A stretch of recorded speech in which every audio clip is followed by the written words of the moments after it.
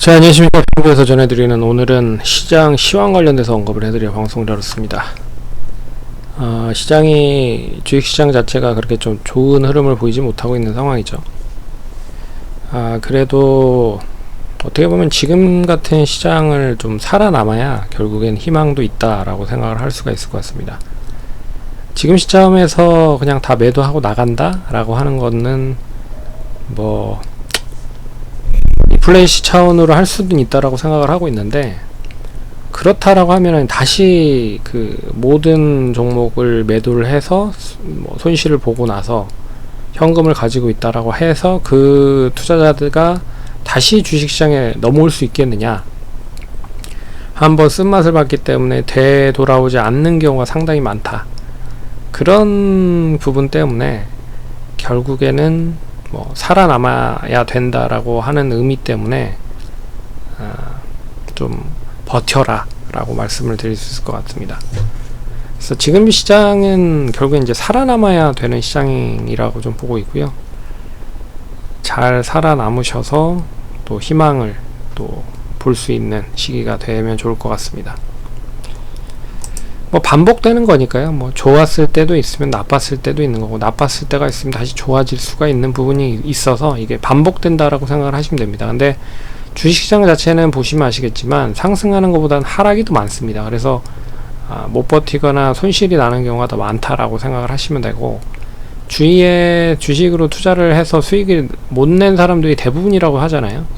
그런 것도 결국 시장 좋을 때 들어온 게 아니라 나쁠 때 들어와서 버텼기 때문에 손실을 볼 수밖에 없었다라고 볼 수가 있습니다.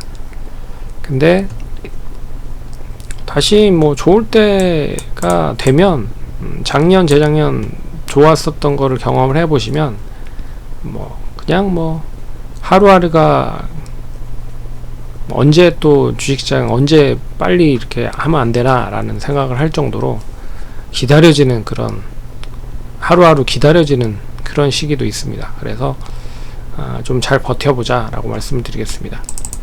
뭐 제가 뭐 이코노미스트는 아니기 때문에 뭐 경제 관련된 부분에 있어서 자세하게 모르겠지만, 지금 뭐 나오는 것만 해도 다 악재가 연속이 많아지고 있는 상황이잖아요. 뭐 전쟁만 하더라도 지금 전쟁이, 예전에는 이스라엘 하메스 간에 전쟁이 없었잖아요. 그러니까 우크라이나 러시아만 있었는데 이게 또 이스라엘과 하메스가 연결이 되고, 하메스가 또 팔레스타인과 연결이 되고, 팔레스타인이 또 중동까지 연결이 되면서 확전 가능성이 높아지고 있는 부분이고, 거기에 또 뭐 유가 관련된 부분에 영향을 상당히 많이 받을 수밖에 없기 때문에, 그런 이제 유가에 대한 부분이 계속, 미국이 지금 금리를 계속 높이고 있는 상황이잖아요. 금리 인상에 대한 부분에 이제 뭐 기름을 붓는 격이 돼버릴 수도 있는 거죠. 유가가 상승하면, 원자재 가격 상승을 하고 원자재 가격 상승하면 당연히 또 물가가 올라갈 수밖에 없는 부분이잖아요. 그래서 이게 제가 봤을 때는 2년 전에 코로나로 인해서 경기가 상당히 부진했었던 부분을 인위적으로 끌어올린 상황이잖아요, 돈으로. 근데 이 돈으로 끌어올린 부분이 지금 이제 물가가 너무 높아지다 보니까 이거를 계속 낮추기 위해서 금리를 인상을 하는 거잖아요. 고로 인위적인 걸로 유동성을 확대해서 높였었던 부분을 인위적으로 낮추기 위한 수단으로 금리 인상을 계속 하고 있는데, 여기에 이제 이 복병이 나온 거죠. 전쟁이라는 복병이 나와서 추가적으로 금리를 이제 더 높일 수 있을 가능성이 높아지는 그런 꼴이 되어버렸습니다. 그러니까 가장 좋은 거는 자연스럽게 흘러가는 게 제일 좋은 건데, 이거를 인간의 힘으로 뭐 인위적으로 만들어 버린다라는 것 자체가 이제는 뭐 별로 그렇게 좋지 않은 결론을 만들 수밖에 없지 않겠느냐라고 하는 투자자들이 많아지는 거죠. 그렇기 때문에 뭐 우리나라 시장뿐만 아니라 해외 시장도 그렇게 좋지 않은 부분이고,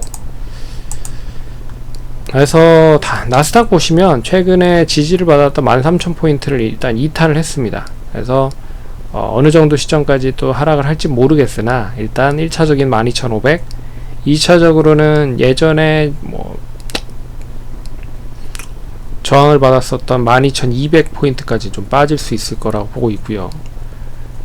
뭐 반등을 하면 당연히 좋죠. 근데 지금 반등을 한다라고 해도 올릴 만한 명분이 별로 없다라는 거는 좀 눈여겨 보셔야 될 것 같습니다. 그리고 다우 같은 경우는 지금 이제 뭐 계속 지지를 받았었던 33,000포인트가 이탈이 됐고, 지난주 금요일 종가 기준으로 해봤을 때도 32,400까지 빠졌습니다. 그래서 추가적으로 지지를 받았었던 선이 32,000포인트를 지지를 해준지 여부가 중요할 것 같고, 여기가 지지가 안 된다라고 하면 또 이제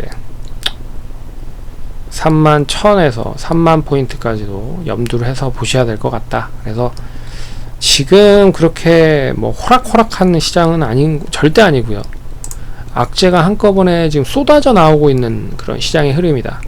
여기에 10월 31일부터 11월 1일까지 또 FOMC가 열리는데, 여기서 이제 금리 인상할 가능성이 높죠. 근데 지금 금리 인상을 하는 데 있어서 내년에는 금리 인하로 갈 가능성도 높지만, 지금 이제 전쟁이라는 변수가 얼마만큼 장기화 되는지가 관건일 것 같고, 그 변수가 이제 유가를 쳐버리면, 유가를 상승 쪽으로 쳐버리면 다시 이제 또 금리를 인상을 할 수밖에 없는 그런 또 시그널이 될 수밖에 없어서 악순환의 연속이 되고 있다라고 보고 있습니다. 뭐 국내도 마찬가지 흐름인 것 같아요. 근데 국내는 뭐 해외 시장, 미국 시장보단 더 별로 좋지 않을 가능성이 높은 거죠. 왜 그러냐면 지금 이제 미국과 우리나라 금리 차이가 자체가 계속적으로 높아지고 있는 상황입니다. 금리 차가 높아지고 있다라는 것 자체는 결국 환율을 보시면 아시겠지만, 환율이 지금 계속적으로 높아지고 있는 상황이잖아요. 이 환율 추이가 계속 이렇게 상승을 하고 있는 추이입니다. 환율이 계속 높아진다라고 하는 것 자체는 결국에는 외국인 투자자들이 국내 쪽에 투자를 할 가능성이 적어진다라는 뜻으로 해석을 하시면 된 거죠.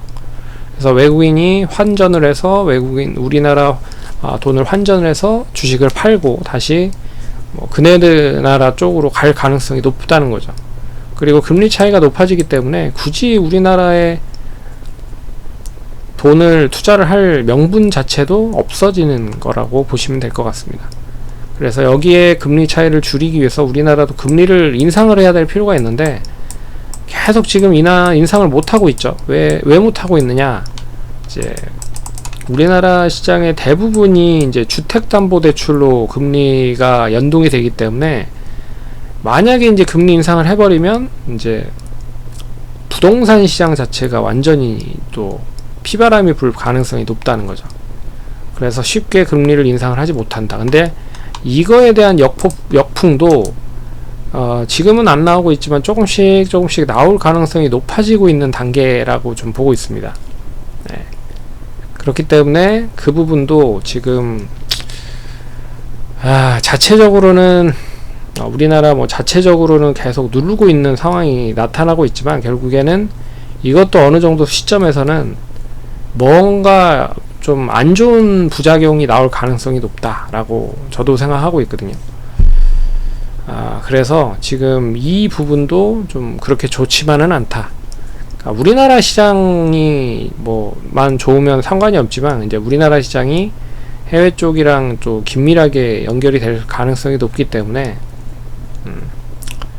일단 그렇고요. 그래서 매크로적인 부분으로 봐도 별로 좋지 않고, 우리 국내 쪽에 대한 시장의 흐름으로만 봐도 그렇게 좋지 않고, 그나마 코스닥 같은 경우에는 1월부터 6월, 7월, 8월까지 올렸었던 흐름이 이제 2차 전지가 다시 거의 올렸다고 해도 과언이 아니죠. 근데 2차 전지가 빠지면서 결국에는 지수 자체도 코스피보다는 코스닥이 상당히 많이 하락을 하고 있다 라고 볼 수가 있습니다.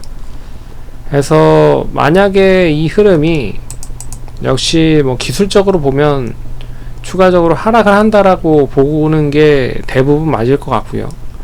이제 어느 정도 시점에서 진정을 하는지가 중요할 것 같은데, 진정을 한다라고 해도 이제 기술적 반등 정도 밖에 되지 않겠느냐라고 생각을 하는 투자자들도 많아지고 있는 것 같습니다. 그래서 쉽게 어느 시점이 기술적 반등이고 턴어라운드를 할 거다라고 하는 부분은 이렇게 단정 짓기엔 좀 어렵다라고 말씀을 드릴 수 있을 것 같습니다. 그나마 이제 긍정적인 얘기를 좀 해드리면, 최근에 지금 신용융자 비중이 엄청나게 많이 줄어들고 있는 게 사실입니다. 그래서 이걸 보시면 4월부터 지금까지 이제 신용 관련된 부분이거든요. 근데 신용 거래 관련된 부분인데, 이 부분이 엄청나게 지금 줄어들고 있는 상황이다 라고 볼 수 있습니다. 그래서 지금 지난번 4월에 신용 거래보다도 줄어들고 있다. 거기보다도 줄고 있다 라고 하는 건 이제 좀 긍정적인 부분입니다. 그래서 어떻게 보면 조금 빚으로 주식 투자를 하는 사람들도 상당히 많았는데, 그 부분이 어느 정도 좀 정리가 되고 있는 상황이다. 그렇기 때문에 지금 종목들 보시면 갑자기 뭐 급락을 하거나 뭐 반대 매매가 나와서 확 떨어지는 종목들이 많을 겁니다. 그런 이유라고 보시면 될 것 같아요. 그래서 그래서 신용거래에 대한 부분이 좀 확 줄었다라는 건 이제 긍정적인 부분이고, 그리고 말씀드릴 수 있는 건 뭐냐면, 이제 실적 관련된 부분인데, 실적도 이제 좋아지는 쪽이 있고 나빠지는 쪽이 있죠. 근데 최근에 실적에 대한 부분을 보시면 그나마 긍정적으로 볼 수 있는 부분이 한 3가지로 나눠서 볼 수 있을 것 같습니다. 첫 번째는 반도체. 이거는 뭐 계속 얘기해드리고 있고요.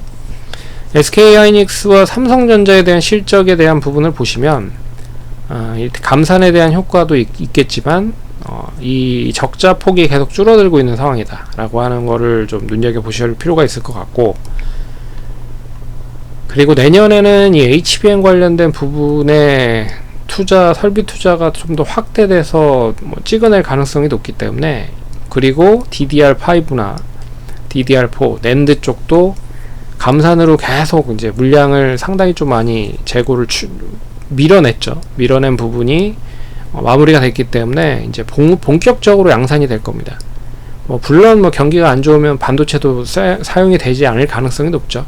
근데 충분히 어느 정도 이제 감산을 했다라고 하면 이제 양산을 할 수밖에 없기 때문에 이제 가격 자체가 돌아나갈 수 있다라는 거는 이제 긍정적으로 볼 수가 있고, 거기에 이제 HBM까지 더해지면 더할 나위 없다라고 보고 있죠. 그나마 좀 실적이 뒷받침이 조금씩 되고 있는 부분이다 라고 하는 건 좀 긍정적이다 라고 볼 수 있습니다. 그리고 소비 쪽에서는 최근 추이로는 화장품이 나름 괜찮은 것 같아요. 선방을 하고 있다.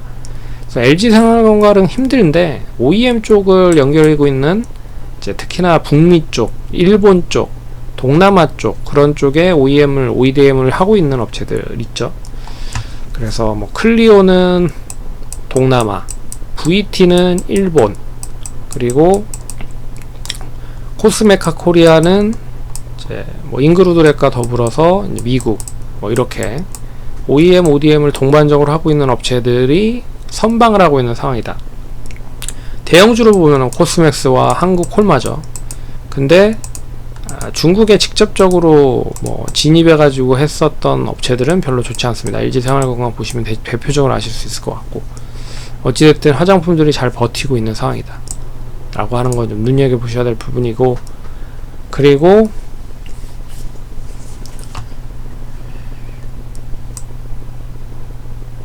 그나마 좀 실적으로 봤을 때 긍정적인 부분이 지금은 이제 자동차잖아요. 근데 자동차는 이제 전기차에 대한 생산이 얼마만큼 이제 확대되는지가 관건인데, 그래도 전기차 비중이 아직까지는 과반이 되지 않기 때문에 내연기관차만 잘 판다라고 해도 실적은 좀 뒷받침이 될 수 있다라고 보고 있습니다. 하지만 이제 전기차가 얼마만큼 좀 더 퍼포먼스를 내주느냐에 따라서 실적에 대한 추정치는 더 높아지느냐 플러스 알파가 되느냐로 바꿔줄 수 있는 거죠. 그래서 어찌됐든 최근 이 실적이 안 좋은 쪽을 보시면 2차전지 쪽 별로 좋지 않죠.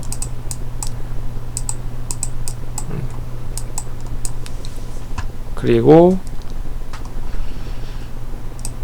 뭐 화장품 쪽에 중국에 연결이 되어 있는 뭐 LG 생활건강도 그렇게 좋지는 않습니다. 반면에 이제 전기전자 쪽 관련된 부분에 LG전자는 나쁘지 않았죠. 특히나 전장 쪽 관련된 부분이 나름 괜찮습니다. 전장 쪽.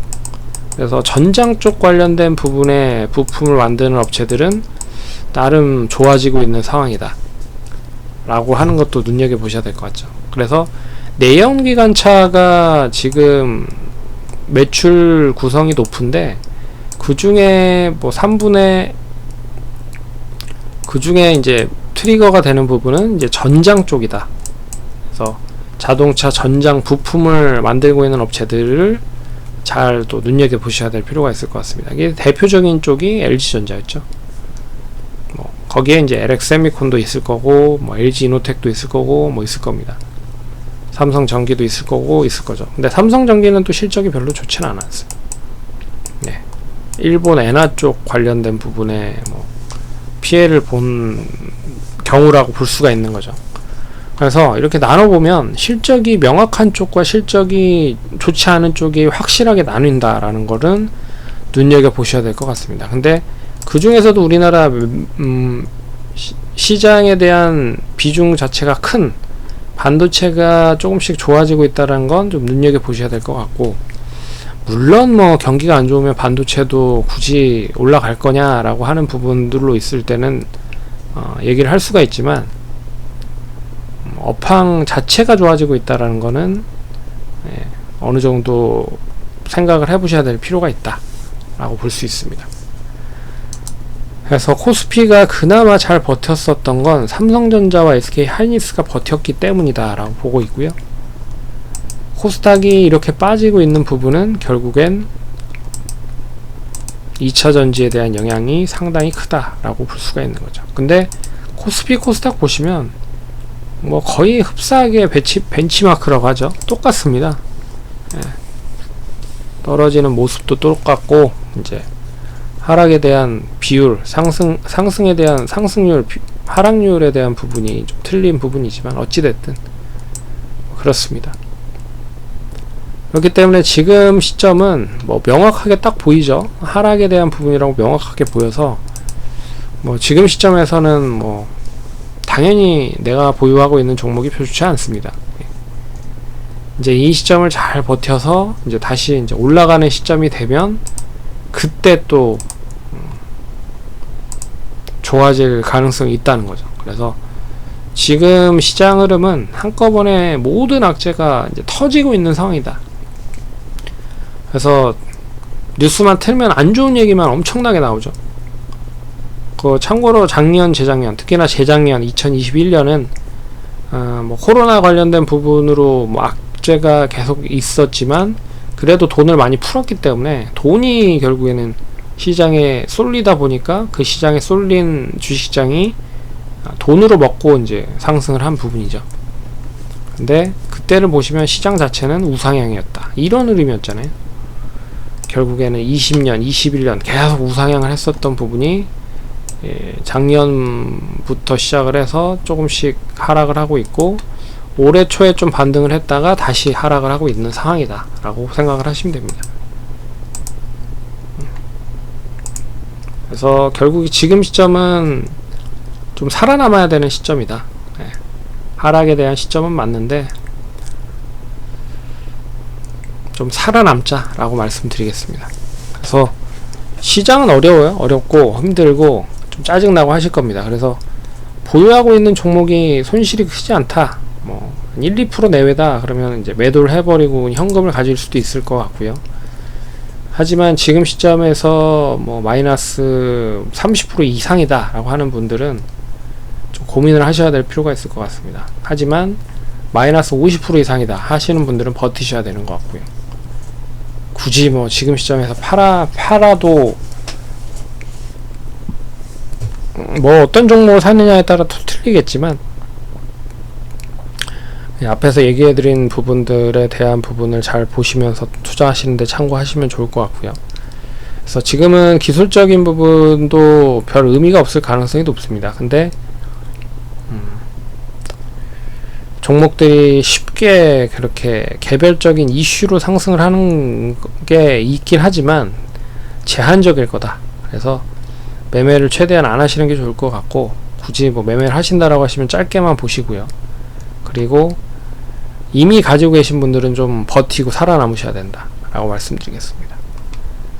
뭐 해답이 되지 않으셨을 거라고도 생각이 되는데, 어찌됐든 힘든 나날들 보내시는 거 조금만 잘 버텨내시고 성공 투자하시고 다음번에 또 찾아뵙도록 하겠습니다. 감사합니다.